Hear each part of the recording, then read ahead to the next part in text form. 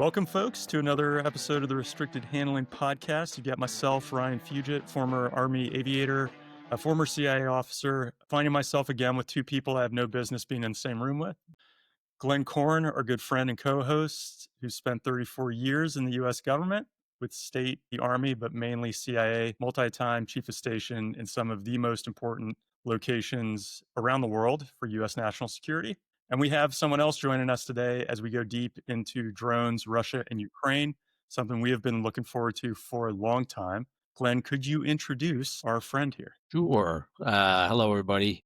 Ryan, great to see you. And great to see our guest today, our special guest, Joey Gagnard. Joey is an incredible American. I was introduced to him by my former boss and his former boss, and another great American, General David Petraeus, during a trip to Ukraine earlier this year. And we've become, I hope I can say, fast friends. I think that's safe to say. We just spend quite a bit of time together, both in Ukraine, driving around Ukraine in the back of a vehicle, to some very interesting meetings, and then at Sea Island in Georgia. And I can't name the location because we're under top secrecy, but in Northern California at an offsite for a yacht club where we witnessed, I don't like to say we did, we witnessed a lot of drinking. So I didn't realize that yachtsmen, people love to drink so much. Anyway, Joey's just a great American. I'll let Joey. Over 30 years in the U.S. Army, retired as a CW5, which is an incredible accomplishment, very, very significant accomplishment in the U.S. military. And I would say that the nation's number one expert on UAVs, drones, FPVs, and that's one of the reasons we wanted to come on the show today, given all the interest in this topic and how relevant it is, both for the war in Ukraine, probably any future conflict, and critical infrastructure and potential threats facing the U.S. and obviously our partners in Europe right now who are dealing with UAV threats on a regular basis now. So with that, over to Joey. Well, thanks, Glenn, for the very kind introduction. Ryan, it's a pleasure to be on the Restricted Handling Podcast. I'll tell you, Glenn got almost everything right. I did almost 3 decades in the U.S. Army. The vast majority of that was in the special operations community. And since retiring, I've kind of sunk myself into drones. It's a topic that fascinated me. First started working with a small defense technology contractor our small defense technology company that specialized in drones. I separated from them and started my own consulting practice and strategic advisory. And I've been back and forth to Ukraine multiple times. Of course, that being the epicenter of drone technology currently, and a lot of defense technology, not just drone technology currently. And so, with that experience, it's been a fascinating couple of months since I exited, since military. I'm just going to put a finer point on a few of these things. We mentioned before we kicked off, having been an aviator in the Army, CW5s are a rare breed. It's incredibly hard. It's the pinnacle of the warrant officer community. Very few people make it to that rank. When you're in a room with a CW5, at least in the aviation side, it's a big deal. I remember every CW5 I had ever met. They are held in very high regard. I'm sure it's no different, particularly in the USASOC community that you came from, Joey. And the other thing to mention, like, almost 30 years in kind of downrange in our wars, you probably saw war being the mother of invention and necessity being the mother of invention, the evolution of warfare over our wars. And I can only imagine you're seeing it firsthand in Ukraine, which is why I am incredibly excited to get your take on it, because you've seen our advancements on the battlefield, and now you're seeing it in another theater. Before we kick off onto drones, I just wanted to give a quick rundown of what's happened in Russia this past week. Lots of things have happened. Joey, would love to get your take as well. I know you've written about this on Cypher Brief and some other places, just with Russia and Ukraine in general. And then Glenn, of course, would love to get your insights. But it was a busy week with Russia, US, and Ukraine. Started off with this long phone call between Trump and Putin, led to a flurry of activity, potential summit in Budapest, Rubio talking with his counterpart in Russia, decision to not send Tomahawks over to Ukraine, which is a big deal. That had been on the table, had been under consideration. You have this phone call. Not coincidental, I would venture that phone call happens the day before I think Zelensky ends up in the U.S. and then on his European trip. So no Tomahawks. They're going to meet in Budapest. Those talks break down. Trump then gets pretty frustrated, and we see the first set of sanctions directly targeting Russia, specifically the oil sector with Rosneft and Lukoil. which as we go back to how important critical infrastructure is in this whole battle, that's one point is going after oil. That's the first time this administration has done that, going directly after Russia. Sequencing with that, the EU drops its 19th sanctions package, which they had talked about for some time now, phasing out LNG from Russia by 2027, going after Russia's shadow fleet. Glenn, really want to get your take. They're restricting the movement of Russian diplomats in the EU and Schengen, having to provide advance notice as they travel across borders, and then PNGing several folks. And then lastly, you have Medvedev calling the US sanctions an act of war, Putin describing them as unfriendly. So a whole flurry of very important activity. All the while, you've got cross-border drone missile strikes going on throughout the week. Glenn, thoughts on what's happened this past week and where we're heading before we jump into drones specifically? Yeah, Ryan, so much to unpack there. I will just start by saying this. Putin miscalculated again in my assessment. He thought he could play Trump. The word has been for a while that Trump was getting increasingly frustrated and angry at the way that Putin was behaving. If you noticed that, pretty much right after the phone call, the Russians took more strikes against Ukraine.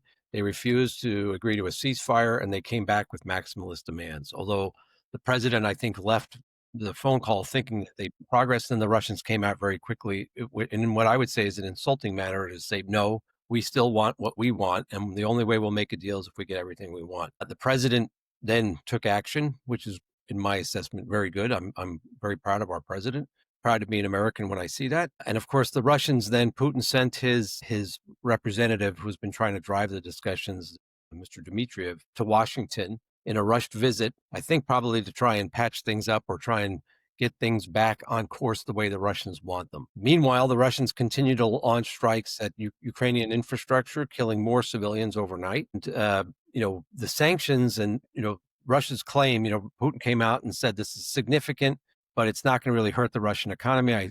My assessment is, and welcome your thoughts, Ryan and Joey, but that's a lie. Shocker. But I think it's definitely hurting the economy. Putin knows it. He's in trouble. In fact, I was just watching some videos of a crowd of gastarbeiters in Moscow attacking another group of people with sticks and clubs. Like it's basically a mass fight on one of the outer regions of Moscow, which shows that the political stability, social stability is breaking down, which is not surprising because the Russians have serious problems inflicted on them by the Ukrainians and their very effective targeting of Russia's gas and oil infrastructure by sanctions, the sanctions regime, and the growing political pressure on Moscow. Last thing I'll say is, it was in the news yesterday, but the president is going to host the 5 Central Asian leaders in Washington for a summit in early November. Great move by the White House, and this was portrayed in the media as an attempt by President Trump to increase pressure on Putin by speaking basically to people that Putin sees as his kind of vassals. So I'm glad we're doing that. I'm going to shut up now. I'm going to let you guys speak, but very, very busy week. A lot of stuff to unpack. Real quick, Glenn, I want to get your take. How useful will this restriction of movement be on Russian diplomats moving around the Schengen? Well, the Russians have been doing that to foreign diplomats for a long time, and I'm glad that the Europeans are doing this. I also am glad that they're talking about weaning themselves off of Russian gas. I think that was necessary to show President Trump that they are serious, because during his first term as president, he warned the Europeans, and in his second term, he's already warned them that I'm not going to fund two sides of a war. If you guys are going to continue to buy oil and gas from Russia, then that makes no sense for me to support NATO in the way that you want me to. And the Ukrainians. So I think it was a good compromise. It's a good move by the Europeans. The Russians, of course, this is also coming at a time when Russian sabotage, gray zone warfare, active measures has increased significantly inside of Europe. And so it's a way that the European security services can get a better handle on what the Russians are up to in their own countries. And then the last thing I do want to say is, Medvedev, who has now taken the role of kind of the crazy, tough Russian politician that maybe Prigozhin had before he was blown up on a plane, and Zhirinovsky had at one point in the last, 15, 20 years of Russian history before he passed away.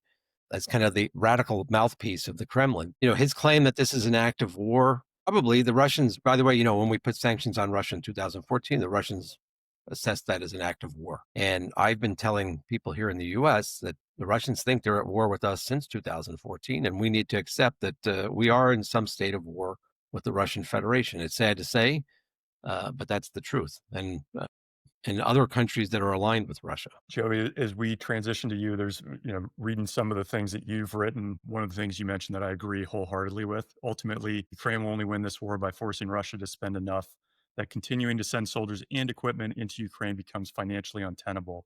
Just looking at what's happened this past week, any thoughts from you on the direction things are heading? I think Glenn is exactly right. If you think about it, Russia has vastly outnumbers Ukraine in terms of manpower. It's you just can't kill your way out of this conflict. You're going to have to make this too expensive for Russia. They're going to have to look at: do we send more people into Ukraine? Do we send more resources into Ukraine? Can we afford to continue to do that? When the answer to that question is no, then Russia is going to start to question their own decision making. Right now, it's financially tenable. People are free essentially, and we saw that last time Glenn and I actually traveled out to Ukraine. We talked to some of the Ukrainian commanders, and they said that the Russians, they assessed that the Russians were losing too many vehicles and too much equipment. And so instead of probing the lines with equipment and heavy armor, that sort of stuff, they started sending people because people were free. And so they would just, basically turn their soldiers loose and tell them to walk west until you find a gap in the line. And then, when enough of you congregate to form an assault, then get together and form an assault. That tells me my assessment of that is, when I look at that, I say equipment costs Russia money. That costs them resources, that costs them time, energy, et cetera, to produce inside of Russia, then ship to Ukraine, et cetera. People Putin sees as essentially free, and that's especially true when the time difference between a Russian soldier leaving his home and being captured or killed on the front line is about 12 days. And that's what another thing that the Ukrainian commanders told us is that they captured Russian soldiers who had left home 12 days prior, which tells me they received no training.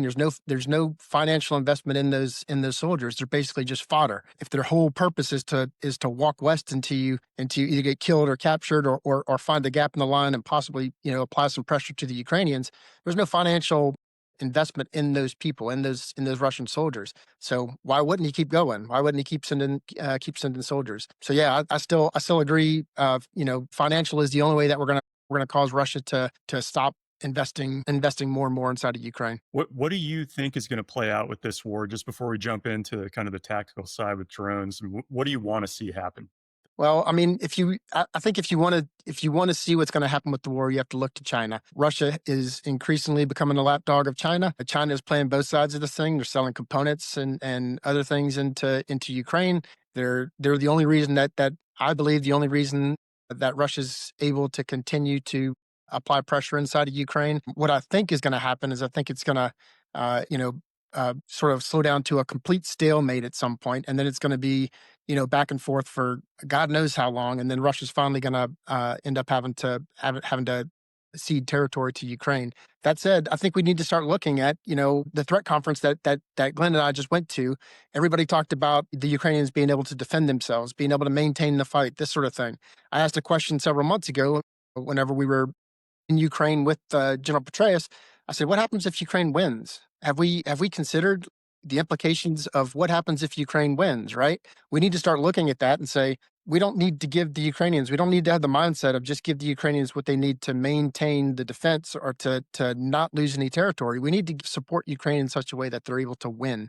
And then, the strategic planners, all the smart people that we have on our government side need to start thinking about what happens if Ukraine wins. What does Russia look like, and what are the implications to our international security, posture that we have right now? That's a question that I don't hear anybody saying at any of the conferences that I go to. How do we make Ukraine win? What happens when they do? Love hearing that. All right, let's transition to drones. I guess my first question, Joey, and again, just to remind people, like you were at the tip of the spear, literally, for so long in our community. Is warfare even the same now from what you've seen firsthand on the battlefield? Absolutely not. That is a critical point that I try to drive back to our own military ecosystem inside the United States. Is when I go to a fair amount of exercises and different things with our own military, and when I see people applying tactics that used to work, they're in our manuals, they're in our doctrine. It's things that people have tried and successfully done in previous conflicts. I try to drive home the point that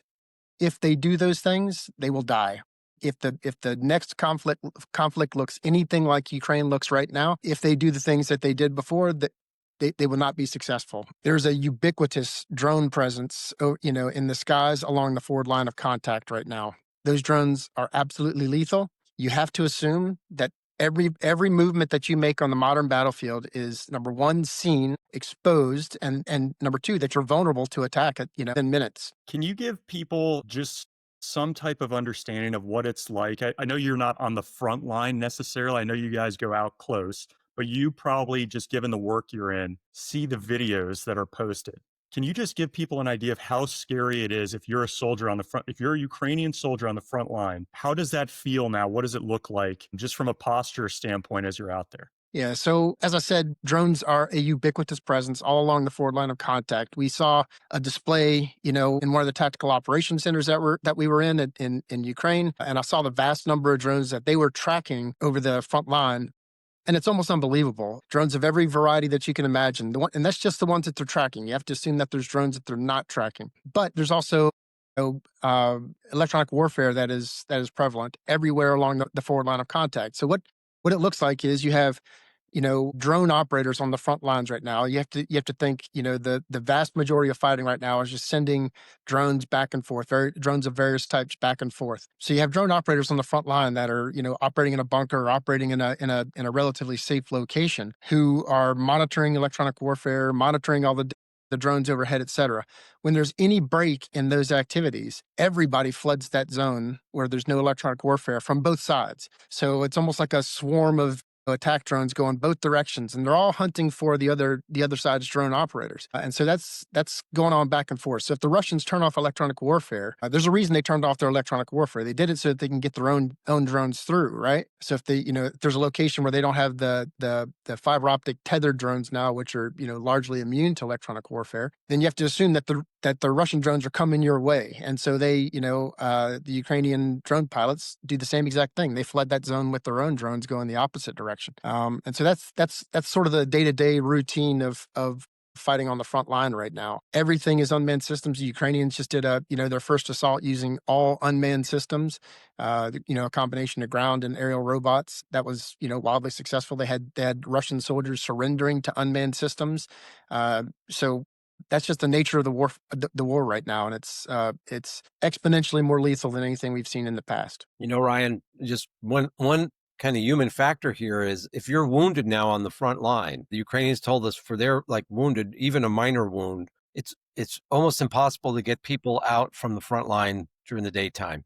The only chance they have is during evening hours, hours of darkness, when they can get a team in to medevac the wounded, which is increasing obviously the rate of serious casualties, unfortunately. And then there's a very good article yesterday in one of the Ukrainian papers about the fight that's going on in Pokrovsk right now, where the Russians, unfortunately, have been very successful in cutting off the lines of communication to the Ukrainian forces in Pokrovsk by using this, drone warfare that Joey's talking about. They don't necessarily have troops surrounding Pokrovsk, but they are surrounding the city with UAVs, with drones, and making it very difficult for the Ukrainians to resupply their forces. So, and I agree with Joey, what we're seeing is a complete change in the way that wars are being fought. And it's almost this kind of medieval trench warfare combined with all this high tech, a great amount of initiative, innovation. And I keep telling people here in the States, what the Ukrainians have been warning us for the last year, is the Russians are making a lot of progress in innovation, in doing new things. And the US needs to pay very, very close attention to that. We should not assume that the Russians are they're not capable of doing things that can be very dangerous to the US military and our allies. Even to your point on that vignette, Glenn, of guys who have to wait until darkness. I guess, Joey, just to really nerd out on drones here, I am incredibly excited to get your expertise on this. Just hearing that would tell me well, these drones need daylight to operate, basically. You hear about some with autonomous capabilities. Is there any night vision type capability that we're seeing, or is it just not there quite yet? And daytime is when a lot of this happens. No, daytime is when the vast majority of operations occur, but there are absolutely drones that are capable of operating at night. That's not a significant limitation. So I think the big limiting factor with drones operating at night is those cameras are pretty expensive. If you look at Ukrainian drone manufacturing, I've used this these points before. The number one criteria for a Ukrainian drone that cost. They want to keep the cost as low as possible. And so when you're talking about a camera that costs significantly more than a daytime camera, of course the Ukrainian units or Ukrainian elements that are financially restricted are going to default to daytime operations. Plus, the Ukrainians have manufactured so many sort of run of the mill daytime drones that's the vast majority of what they have available. And so when you're talking about increasing the financial cost of conducting operations, they're just going to have less of those drones available. But nighttime operations are absolutely possible, and a lot of the special operations that we see, by the better financed units, do occur primarily at night. How about if we just talk in general, like for so long as we as Americans, I think, and warfighters thought of drones, it was, these large MQ-9 Reapers, and it's obviously evolved significantly. Just if you try to help people understand like the different families of drones now, like we've got the ISR capability, kind of eye in the sky, moving around. Looks like you've got, I don't know if they're referred to as loitering drones, but basically, a drone that's going to be a kamikaze and go in and hit someone. You've probably got drones that are still armed, like we used to have, and then FPVs, first person perspective, would be its own category. Is that how you would think of it? How would you kind of educate us on that? Yeah, so without getting too technical, what I'll tell you is, the United States has very, very large drones. Long term, they loiter in the sky for 20 hours or something. Very long term assets that are up in the sky for long periods of time. Those are called Group 5 or Group 4 assets. That those are very large, very expensive systems with high end cameras, high end radios, et cetera, that can operate in way over the horizon. Those are very expensive assets. The majority of fixed wing drones. Now we'll talk about fixed wing drones first in Ukraine are either Group 2 or Group 3, which means they're smaller. Fixed wing drones look very much like a miniature or model airplane that you would see. Group 2 is a smaller family of those drones. Group 3 being the slightly larger model. Again, without getting too technical. Real quick, group is size of the airframe. Yeah, so it's the size and the weight of the airframe. So I think it's 55 pounds to 1,320 pounds is a Group 2 plane. Again, I don't want to get too technical, but and then Group 3 is larger than that. And then when you think about fixed wing drones, you could roughly break them up into two families. You have your intelligence, surveillance, and reconnaissance. Those are for monitoring and gathering information on the battlefield, and they provide real time intelligence back to back to the forces that are using them. And then you think about one way attack drones, which are used just like it sounds. They're sent that way without towards the enemy without any expectation that they're going to return. They're loaded down with explosives.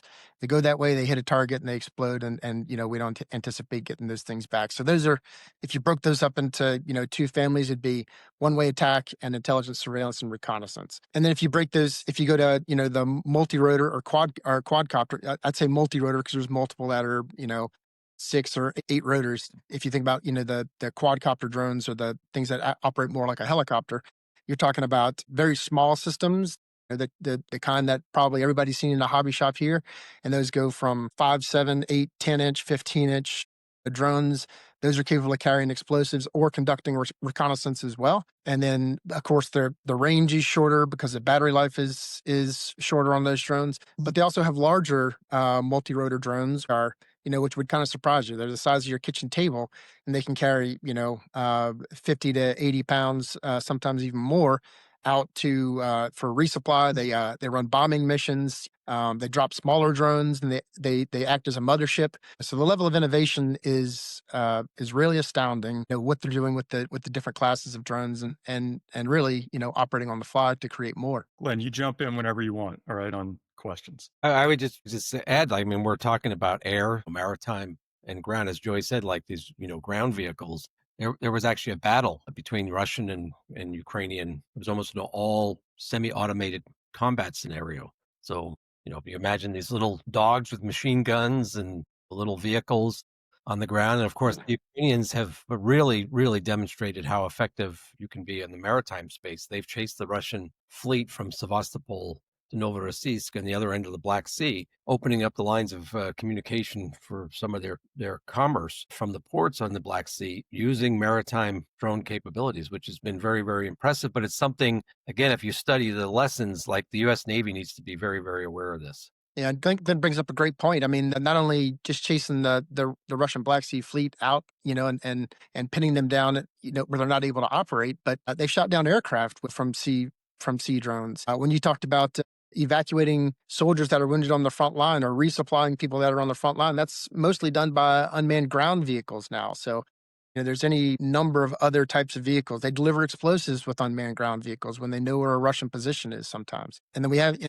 even talked about fiber optic tethered drones they're using, to overcome the electronic warfare. And so, the innovation is happening real time. I mean, the innovation cycle is, it's weeks, not months, not years to create new technologies. The Ukrainians and the Russians see a problem. They know that it's too dangerous to send humans into that scenario to solve that problem. And so they create an unmanned system, or they riff on a previously created unmanned system to overcome challenges that they're experiencing on a daily basis. Couple things that I wanted to pick your brain on, Joey, around how drones are able to take out tanks, like truly full on main battle tanks that we're hearing drones are able to somehow impact, if not disable entirely. Just what type of drones are able to do that? It's hard for me conceptually to see that happen, but I've read about it. And then what the heck does this mean for helicopter pilots in the next war? How the hell are you going to operate a helicopter in this environment? If you can take out a main battle tank with a drone, how is a helicopter going to survive, if at all? A manned helicopter. Sorry. Yeah. That's a great question. So, I mean, and there are unmanned helicopters as well, larger systems for exactly that scenario. If you think about the RPG-7 is an anti-tank ground, right? An RPG-7 only weighs a couple of pounds. You can easily strap that to a small quadcopter or a multi-rotor drone and conduct a very precise hit on a tank. Whereas an RPG-7, very limited in its range, a drone can travel, 20 kilometers. And so you've extended the range of the RPG-7 basically just by strapping that to the bottom of a small quadcopter. If you think about artillery, artillery's usually limited to a couple of kilometers, 3 to 5 kilometers. You strap an artillery round to a small drone, you've now extended that artillery range out to 20 kilometers, 15, 20 kilometers sometimes. And so it's the same concept, it's the same weapon systems that you've seen previously, but they're making bespoke weapon systems, bespoke explosives that are more explosively formed penetrators, that sort of stuff, that are even more capable of doing damage to those armored vehicles and aircraft than RPG-7s and the legacy ammunition that we used to have. But there's still RPG-7 rounds that all you basically have to do is affix it to a drone and send it that way, and you can conduct a very precise hit over 15, 20 kilometers. Get the speed of the warhead in that case. Is it just dropping it from a certain height, or is it is it a kamikaze drone that executes that? The vast majority are well, what I'm thinking of is kamikaze drones. So there's a lot they can do either, right? So they have larger drones, the large multi-rotor drones that can fly up, as high as they need to fly to drop bombs or artillery or whatever onto the adversary. Multi-rotor drone is not slow. I mean, they travel up to 100 miles per hour. So if you think,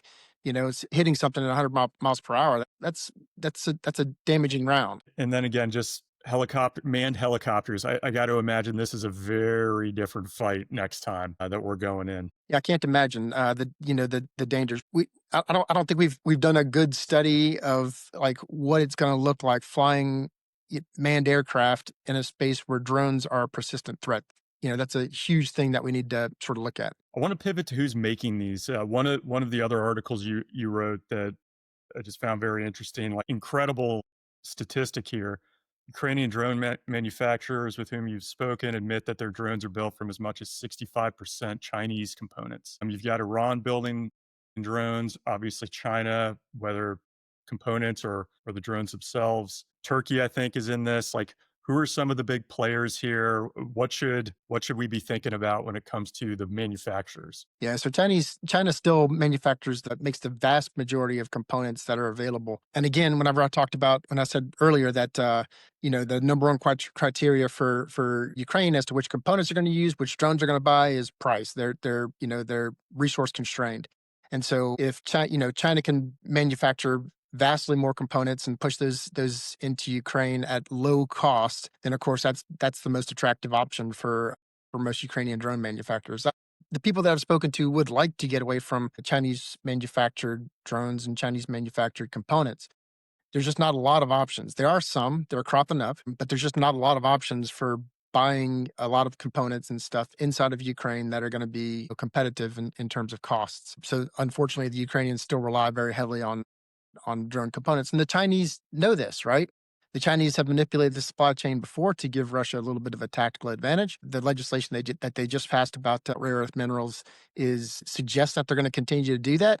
And so that's one of the things that myself and others have been highlighting is we need to wean ourselves and help our allies wean off of Chinese components and Chinese manufacturing. And the rare earth side is super important, right? Like those tiny components need the rare earth aspect. And I know we are trying, like, we have this new deal with Australia, but these are like years in the making to break ground and unearth some of the rare earth materials in China just this past week, talking about, hey, they want to know exactly what those components are going into overseas to avoid or being able to at least pull a lever on military applications.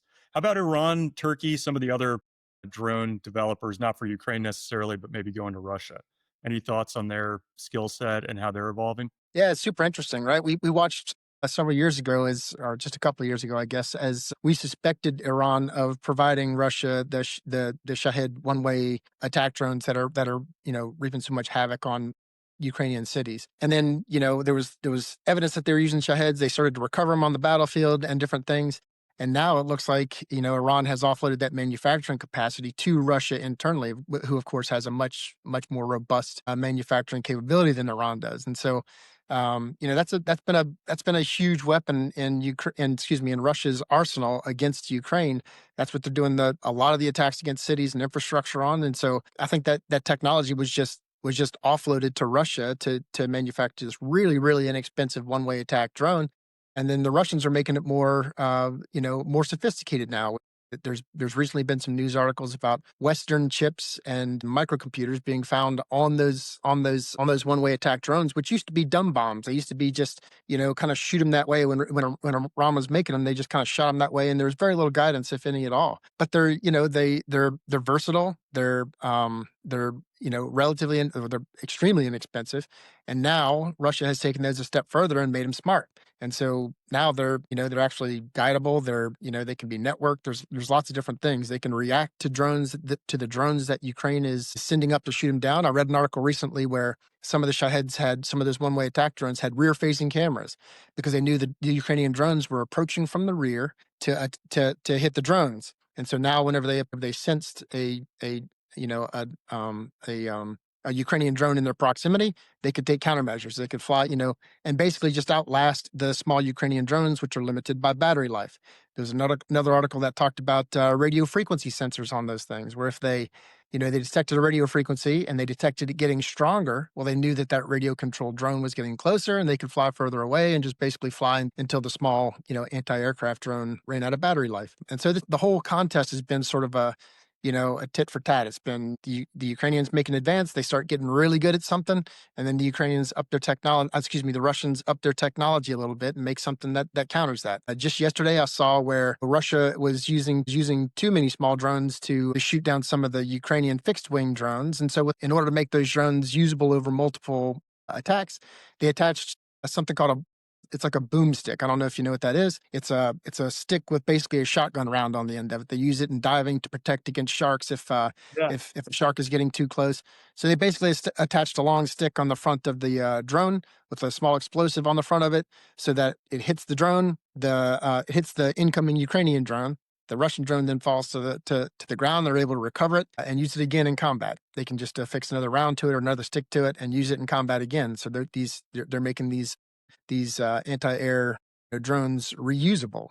The innovation is incredible. It's natural, and as you said, war is a catalyst for innovation, right? But this is dragging on so long, and it's been such a stalemate and there's so much technology available. Once the idea of drones was sort of introduced into the conflict as a way of preserving lives imposing more costs, et cetera. It's just a matter of time until this innovation sort of gets out of control.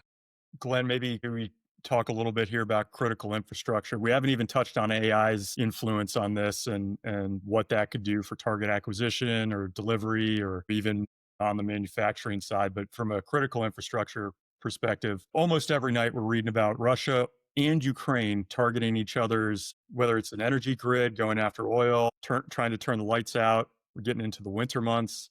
This amazing operation from a few months back, Operation Spiderweb, which I think I saw the FSB in the past 2 weeks pinned on MI6 and Ukraine's HUR. I was kind of hoping it was us that helped with that and not the Brits, but I applaud them. Glenn, if you want to give people a reminder of what Spiderweb was and how important critical infrastructure is, I thought this would be a good time for it. Yeah, thanks, Ryan. I do want to go back and just add a couple of things to what Joey said. One, like the innovation has been incredible. If you remember in the beginning of the war, the Turkish Bayraktar was one of the big players. It was the Javelin, the Bayraktar, Stingers made a huge difference for the Ukrainians.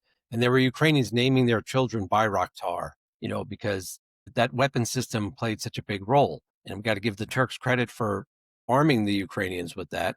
But I don't think you don't hear much about it anymore because I think the Russians came up with effective countermeasures to the system. It does speak to the fact that the Turks have invested a lot in developing their drone, their UAV capabilities and part of their defense industry. We should go back to none of this is really new. And sometimes it stuns me how short-sighted we are. But if we remember, first of all, we won't talk about what the U.S. was doing, but we know at the war in Nagorno-Karabakh, the Turks and the Azeris, with help from other countries, really did a major damage to the forces supported by Armenia in Nagorno-Karabakh in the first two wars second two wars, using UAVs, using reconnaissance drones, using strike drones. They took out armor.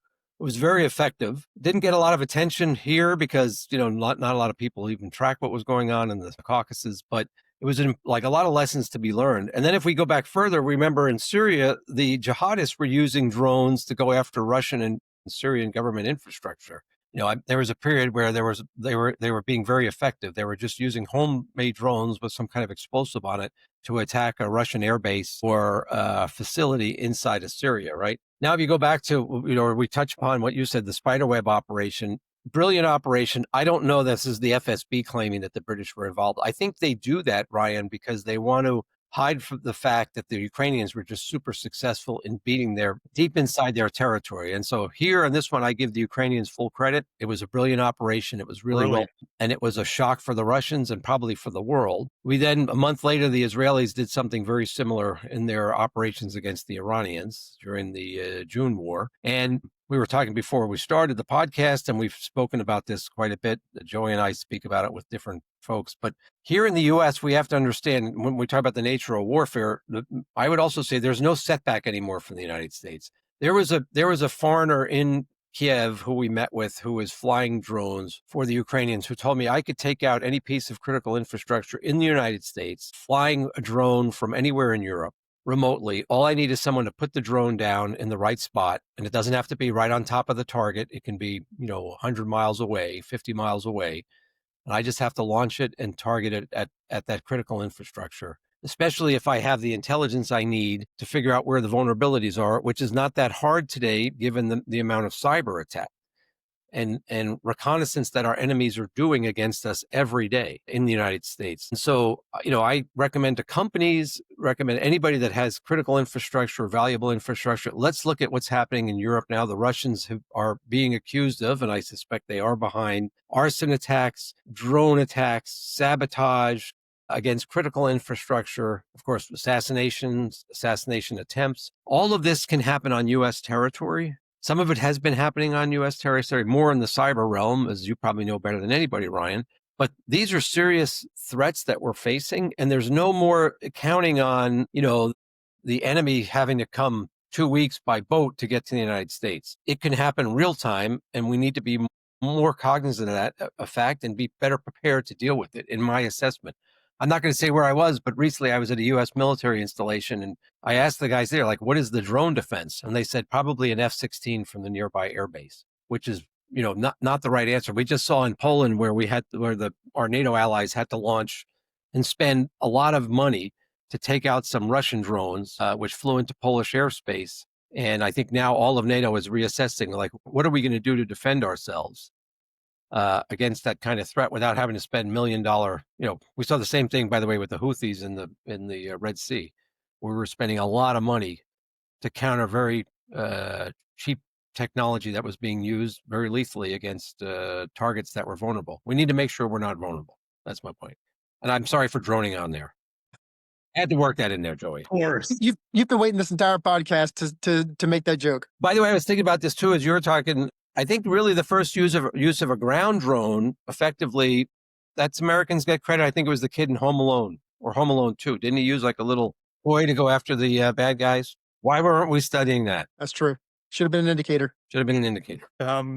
We haven't talked about Israel. You touched on it, Glenn, with them using drones. Some of the drones I've seen just on the Ukraine-Russia front are so small, and if you haven't seen them, like, we'll put some pictures up here and we'll link to them in the description. But they are, I mean, like, fit in the palm of your hand, small. And there's that iconic picture from I think Israel targeting Hamas, where they've got a drone looking at one of the Hamas leaders that they're kind of following him around after the dust has settled in this small apartment room that I would also imagine is a very small drone. I mean, it is scary what this looks like.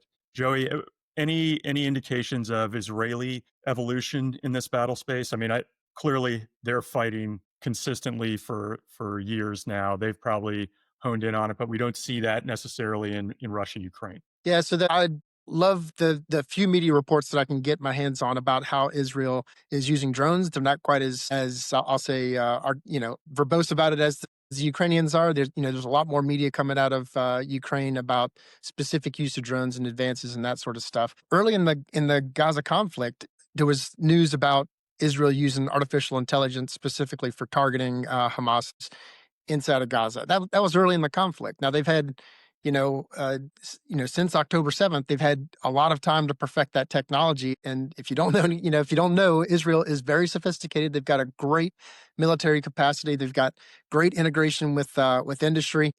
I guarantee that they are on the front lines in terms of technological advancement and for AI integration into drones and multi-sensor fusion, a lot of different things for intelligence collection. I would love to peek under the hood and see exactly what a little bit more about how Israel is using artificial intelligence and machine learning in their drones. Some of the forward compute that's available on those things. They have a very sophisticated capability. And what I can find about it when articles come out, I sort of read that stuff 2 or 3 times to make sure I get all the details of it and make my own assessments based on what I know about drone technology, about what they're using. But it's absolutely fascinating, some of the developments that they've come up with. Any questions we're not asking that we should be from someone like yourself who's an expert on this? Yeah, I mean, I think it's easy to take a look at Ukraine and the conflict and stuff like that, and the threats to critical infrastructure. The Institute for Critical Infrastructure Technologies has done a great job writing very extensively on this. There's a lot of think tanks in the United States looking at the threats. What I'll tell you is there's a lot of good that can be done with drones as well. So we at the talk that Glenn mentioned that he and I did together, where we weren't able, we're not allowed to say the location, that the yacht club. I think the moderator opened the conversation by saying something to the effect of, autonomous, drones driven by artificial intelligence, or autonomous swarming drones. That it's the most terrifying words in the English language to me right now. And I say, well, they shouldn't be. Like, all that stuff can be used for good as well. If you think about the time and money that they save industry, you can do. If and autonomous swarming capabilities are out there. It's a reality. But if you think about what used to take a farmer walking across his field and surveying his crops and trying to figure out where there were problems, where water wasn't reaching, that sort of stuff, you can do all that. And it used to take him a full day or 2 days to walk a large field to figure all that stuff out, or a manned aircraft flying overhead and getting a 1-second snapshot of a huge swath of ground. You can do all that now in hours with an autonomous drone swarm, and you get much better results, understanding sort of where you're weak and where you need to add fertilizer or water, etc. they're far more accurate. You can attach a wide array of sensors to them, and you can get tons of information back on those drones. They're being used to keep people safe in a lot of instances. So you talk about disaster, natural firefighting, all those things. Drones are being used in all those instances to improve our quality of life and keep people safe. My wife was on her way home yesterday and sent me a video of a drone that she saw washing the outside of a building. And I think, okay, that used to require people to be up on a scaffold, washing that building, and it probably took them a full day to do it. Now you can, send a drone up with a hose attached to it and do the whole building in probably an hour or so, a couple hours. Furthermore, if you wanted to do again an autonomous drone swarm, you could do the whole thing with a pre-programmed route, and without having people there to sort of monitor. But you don't have people up on scaffolding and ladders anymore doing the dull, dirty, or dangerous jobs. You have drones doing those jobs, and they get the job done faster, cheaper, and maybe a little bit better in some instances than a human would do it. And then you can have around the clock coverage. So if you think about in the Middle East and in the Emirates, they're using drones for policing the city, just for constant monitoring of their cities. We could do the same exact thing and have around the clock coverage. There's already a couple of examples where a drone captured two young children playing with a handgun outside of an apartment. I think it was in New York City, and they were able to reduce risk to those kids playing with a handgun outside of an apartment. You think about the amount of coverage that you can get from a drone swarm operating over a city. It can be a force multiplier for police who are already stretched thin, and it can maximize their effectiveness. And then just how much smarter drones are with artificial intelligence and machine learning. A drone can fly over a city one time, and with AI and ML, you can spot, they can be trained to spot things that maybe the human eye might not capture, especially when you're talking about police or emergency services working on 12-hour shifts over 4 days. They're tired, they're exhausted. Perhaps they had a bad day. Drones don't have bad days. Maybe they have bad batteries, but they don't have bad days. So you can capture a lot more, and I think they can do some public good. Now, the things that I am concerned about are, the intrusions into people's privacy, drones being used for the wrong reasons.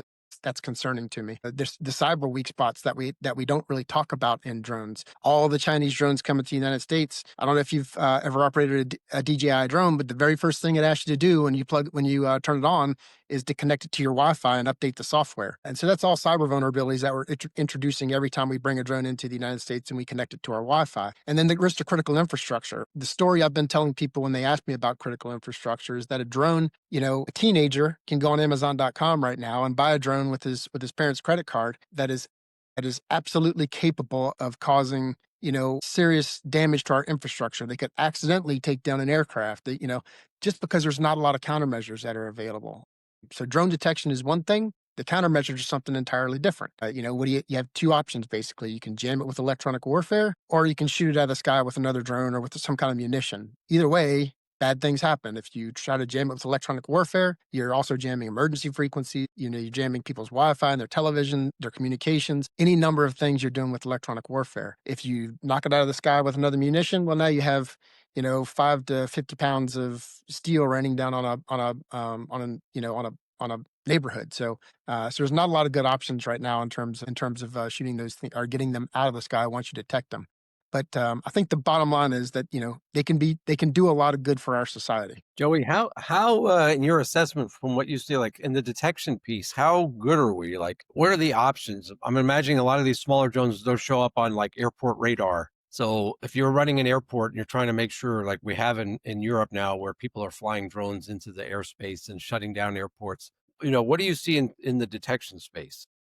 That's a good question. It's a good question. There's some pretty good options out there. Most of them are very expensive. So you're talking about a fixed, and they're limited. So a fixed site system is going to run you several $1,000,000 to install. You're going to need some expertise to install it, and you're going to need some experts on hand to sort of monitor it, right? So you're talking about a lot of resources that need to be put and dedicated towards just drone detection. There's not a lot of great options. And then once somebody gets outside of that protective bubble of drone detection, well, do you stand up another $11 billion system or $10 billion system in the neighborhood that's right next door to the airport, or do you What do you do there? And that's what we're talking about, threats to people's privacy and potentially to their safety as well. There are some small handheld drone detectors that are coming online. I think those are very promising. They have some limitations that are associated with them. Of course, anytime you get away from large, bespoke, expensive technology, you're going to lose some functionality. But there's some very promising technological developments coming online.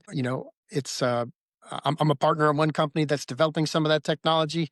We're still in the early stages of it, but it's showing a lot of promise, and we think there'll be a lot of utility. We think we're at the center of policy going forward to be well positioned to offer some alternatives to people that want to know more about what's going on. How about you, Ryan? Like from where you sit, do you think people are really aware of kind of some of the challenges that are associated with what's happening, let's say in Ukraine? I mean, there's a lot of stuff in the news, but maybe at a very strategic level. For companies, for people in the private sector, do you think that people are beginning to realize like this is a potential? I mean, I agree with Joey. There's a lot of good things that come along with.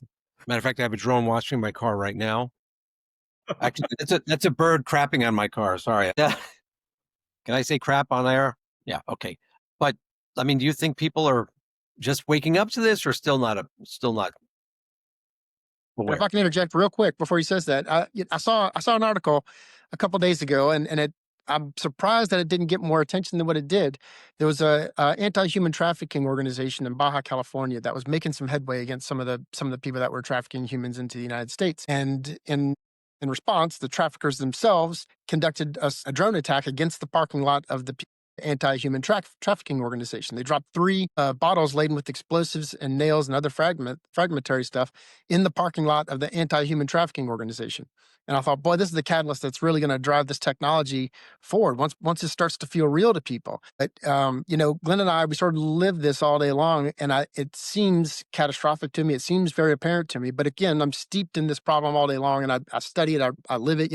I'm really curious to hear your take on it. Yeah. So as Glenn and I often start the podcast, opinions are our own here. So speaking from my own perspective, I think the supply chain aspect of when you look at technology across the board is well understood as a significant concern within the kind of US tech industry and needing to protect that. And it is so heavily dependent in many cases on China. So, really zeroing in on the supply chain and the vulnerabilities that leads to, both physical and cyber, in that perspective, I think is well understood. But it's a lot of people at these companies who have backgrounds like ours who are steeped in this and understand that threat, working with people whose whole job it is to deliver groundbreaking products to the world, that their first concern is not safety or security. It's getting the best product out as fast as possible to compete. And I think that's where we see the disconnect, and where we spend a lot of time and probably need to spend a lot of time is educating on the threats that we see specifically in the supply chain. I think that's one area that gives me great concern, that people we do understand but probably need to get more fidelity on.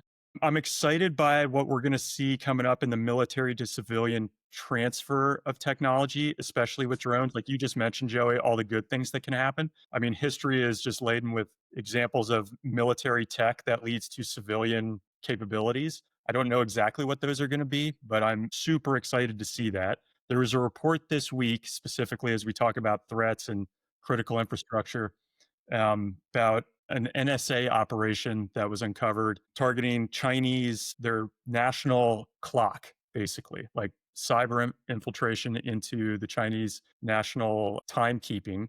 And you can just imagine the capability of something like that. And if we're doing it, you have to just assume that it's being done to us, and how that could very easily be used to knock off all kinds of communications and critical infrastructure in particular, if you have that type of leverage at the national level. I guess those are some of the things I think about from an AI perspective, without getting too far into this. Joey, like to your point, I live and breathe the AI threat landscape. I read all about what's going on every day.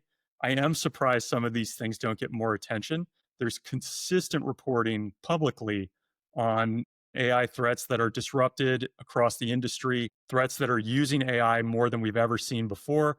I think one of the interesting reports this past week in Russia was an entirely AI driven program, avatars content representing real figures that is being put out as a totally normal show from an influence perspective, to say the least. Not surprising, but these are the things that I think should be keeping us up at night that probably don't to the normal person. With that, Glenn, any other questions for Joey? I got one for him to wrap us up, but I want to make sure we get you in for any last words. No, I just don't want to tell you a story. So you talk about like the Israelis and drones. I was at work, maybe I won't say how many years ago, but sitting in our headquarters one day in an office, and somebody sent me an article about how the Israelis were allegedly using owls as like drones disguised as owls to collect intelligence.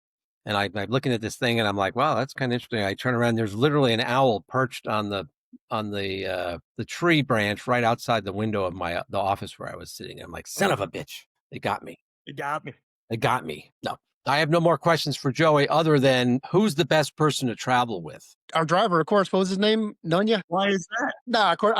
I enjoyed traveling with Glenn. You know, we were in the back of a van for God knows how long, 6 days or something.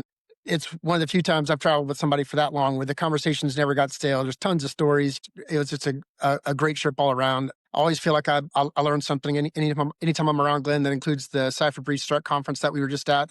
Just rich conversations anytime I'm in Glenn's company. Ditto. And our other travel partners, including Yonya. Absolutely, all of them. Then maybe last question for you, Joey, from my side. First of all, thank you so much for spending this time with us. As people are listening, if you go to restrictedhandling.com/drones or restrictedhandling.com/spiderweb, you can get more info just to go a little bit deeper on some of these topics. But for you in particular, Joe, like you've got a master's from Yale, you've got 30 years at the tip of the spear. You have a network, probably many of us would be lucky to have. You could have done almost anything after hanging up the uniform. Why is it that you went into this particular space with drones and what you're doing now? Well, it's a great question. I didn't expect it. I think, after the Cold War, everything was focused on nuclear weapons. I felt like that was sort of the focal point in strategic defense and deterrence. And, as I was exiting the military, well, first off, when I was in the U.S. Army, in the special operations community, we always used technology as sort of a force multiplier, to make one person able to do multiple things, or make one person able to do a lot more. And so I was comfortable with technology. Whenever when I began my retirement, I thought to myself, boy, I don't want to be anywhere the military. I want to do something completely different. I'd like to be a VC, or I'd like to do something else, right? And then I think the day that I began my retirement, or maybe a couple of days before, General Petraeus, we'd mentioned him a couple of times, introduced me to this defense technology company. They immediately offered me a job. The money was good. I really enjoyed the team, and so I immediately switched over and started doing that. Once I got that much exposure, the more I learned, the more I wanted to learn. And so it's just a fascinating topic that I thought was sort of bottomless. There's just so much information out there. And when you think you're an expert, you need to back up and talk to some people that are experts. There are people that are very narrowly focused on specific aspects of this. And it's fascinating to talk to the number of people that are very heavily invested personally and professionally in unmanned systems technology, not just aerial, but again, sea and land vehicles and other stuff as well, automatic weapon systems. It's just an endless topic. And so I have I'm a voracious reader. I like to learn. I like to be in some place, professionally where there's just no real framework. There's a lot of unanswered questions, and it's a wide open space. And so it's just a fascinating topic to me. That said, it's also, we look at this and we go, of course I have a deep admiration and love for the military, for the U.S. military. I spent a lot of time there, and it was very, very good to me. I joined the military as a high school dropout from Southeast Louisiana. I didn't have a lot of prospects. I had to get an exception to policy to be able to enlist in the Army initially as a high school dropout, and then for me to come in with that background and retire as a Chief Warrant Officer 5 with a master's degree from Yale. The military was very good to me. It was the best decision I could have made in my life at the time. So looking back, I think I can really bring something back to the military by going forward and putting myself in places where the U.S. policy doesn't necessarily allow the U.S. military to go all the time. I think I can bring something back that really benefits our military establishment and really help them come online and understand the risks that they may face in future conflicts. Now, the U.S. military may not be there now, but you're changing decades of institutional knowledge and the way that we've always done things. You're fighting attitudes. You're fighting lack of understanding about the technology and the threats that are out there. but I'm 100% confident that they'll come online. It's the best innovation hub, anywhere. We've got brilliant people. We've got tons of resources, and that's a great combination. We need a catalyst, and hopefully that catalyst comes in the way of someone in our community, breaking through to the right person and explaining to them, and them really understanding the threats that them and their people might face. Not, I hope that catalyst is not some kind of damaging event that kills a lot of people, or hurts people, damages critical infrastructure. I really hope that we can break through and make people understand before there's some sort of, more damaging catalyst that brings them online. But they'll get there. I know that they'll get there. We have brilliant people, tons of resources, and I think everything we need to come online. Ryan, one last question for you, sir. Are you worried that this drone technology is going to replace the pilots, the actual human Yes. pilots? Are you Yes. concerned? I mean, and Joe, I had mentioned this to you. My old man flew Hueys in Vietnam, like very much like we were soldiers, in and out of hot LZs, hose and blood out of the back, God bless. DFC, Silver Star. Then I have a brother who flew Kiowas. I flew Apaches. So it's very much in the blood. And I do remember early on in the war, this, we were hearing about drones and unmanned capabilities, and there was this very real concern in the aviation community that it was going to happen in like 2006 or 7, that human pilots would be obsolete. But obviously, without the air defense capabilities for the enemy we were fighting, it wasn't the same threat profile. But this war, watching Ukraine and Russia, really, really worries me. I cannot imagine how we're going to move people on the battlefield now, let alone pilots, but just putting troops in the back of a Black Hawk and flying them across airspace now. Completely different perspective. And I would be I wish I was a fly on the wall right now in the US aviation community to see how this is evolving and how we're thinking about it. If we were to fight China or Russia, something like this, it's a complete game changer for this. You bring up a great point. So we all look at Ukraine and we say drones, drones, drones, right? It's critical that the United States not try to do what Ukraine is doing. We need to learn the right lessons from Ukraine. And the right lessons really are innovation. And what is innovation? Innovation is leadership. It's empowering people at every level to make changes to their equipment, to make changes to the way they're doing business in response to what they perceive as a threat, right? Opportunities. Those are opportunities for people to empower people at every level to make changes and to innovate and to improve on their systems that they're using, right? Manufacturing, that's another one. We have to have a robust manufacturing capability that's able to supply what we need in a timely manner. The right answer is not we need to do what Ukraine is doing and build more drones and stockpile drones. That, drones are going to be a part of it. But we have no idea what this conflict would look like if there was air superiority, if there was, American special operations who are, some of the best in the world at the pointy edge of the spear in Ukraine. I've been a proponent. I've been very vocal about we should have had a strong, decisive response to, after President Biden told Russia, don't cross the border, and they did. We should have had a strong, decisive response to that, and we wouldn't have this going on right now. We wouldn't have runaway technology that's now threatening critical infrastructure across, around the world, really. Who knows where we would be, but, in the aftermath of that, we have no idea what it would have looked like if we would have given Ukraine 100% support, the best special operations, aviation, tanks supported by Apaches, supported by F-16s and F-15s, supported by bombers, supported by, the best special operations available. But, we don't have any idea how we are going to take the lessons from Ukraine and incorporate those into our own system. That's how I recommend people look at this, not do what Ukraine is doing, but how can America build on that, or how can, all of our allies build on that and do something that's incrementally better? And two final points for me, Ryan. One, don't worry too much. I just saw a video where the Ukrainians are using helicopters now to shoot down the Shahed drones. So they get up above them, and then they take with the door gunners are basically taking out the drones, and they're very effective at it. So there is still a role for pilots. By the way, all the ladies in the bars are still, and the men are waiting for the pilots to come in their uniforms. Let's be honest. Yeah. So they can't be replaced by drones. Like no drone's going to go in the bar. Hello, what's your sign? It was pretty bad, I know. Sorry. But the other thing is, like as Joey said, like industry. One of the things that really bothers me is like who was asleep for years, not realizing that the Chinese were basically dominating the rare earth minerals. How did we let that happen? Okay, let's put that. We let it happen. Now we got to fix it. And you said, it could take years for some of these projects with Australia. Even in our own country, we have a lot of resources. President bringing the Central Asians here, smart move. There's a lot of resources in that region, Africa. But you know what? We need to get after it. This is, in my opinion, like Pearl Harbor.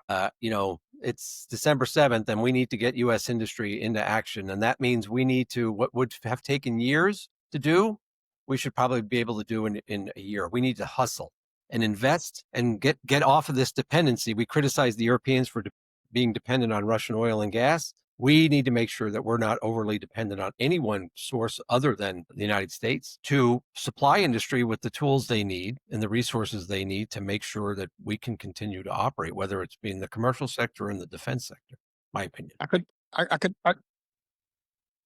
I'll just say I couldn't agree more. I mean, I think there's an interim step as well. I think, to bring U.S. manufacturing online to where it should be, where it needs to be in order to compete, it's going to be a monumental task. But we have allies, right? That's one of America's strengths is we have allies.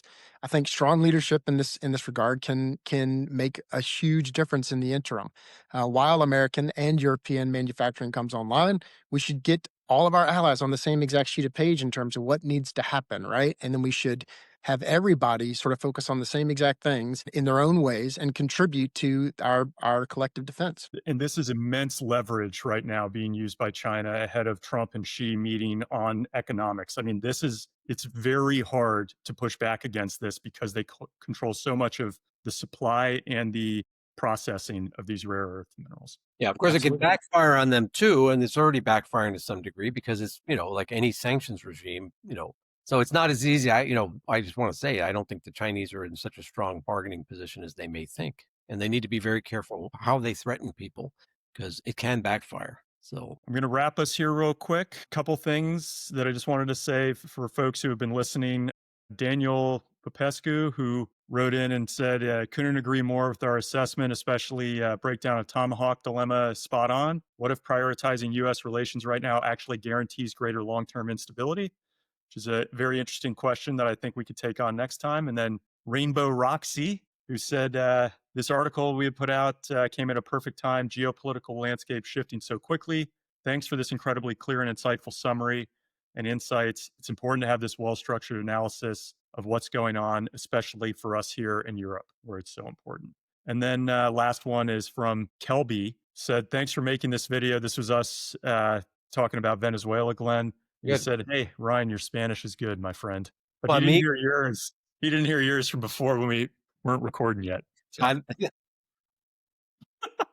Anyway, Joey, thanks so much. We'll have links to some of the articles you've written and how people can find you. And then Glenn, of course, with your advisory and consulting, we have links in here for folks who want to connect with both of you. Thank you for the time, gents. People have no idea how much you two have sacrificed in places they can't even find on a map. So thank you so much for that and for your time today. Into you, Ryan. Yeah, thanks so much for having me, Ryan. I really appreciate and Glenn, I really enjoyed the conversation. Thanks for listening and being a part of the RH community. Would you like to receive the same daily intel brief that Glenn and I read? You can get it for free at restrictedhandling.com. We've curated what we consider to be the most relevant and reputable sources on all things international security, geopolitics, military and intel ops, and economics and sanctions, focused exclusively on Russia, China, Iran, North Korea, and the Middle East, to include accompanying podcasts for Russia, China, economics, and spy stories. Just head to restrictedhandling.com, enter your email, and you'll get the daily briefs that Glenn and I both read, and you can leave comments and questions that we can respond to. Thanks again for listening. Stay safe.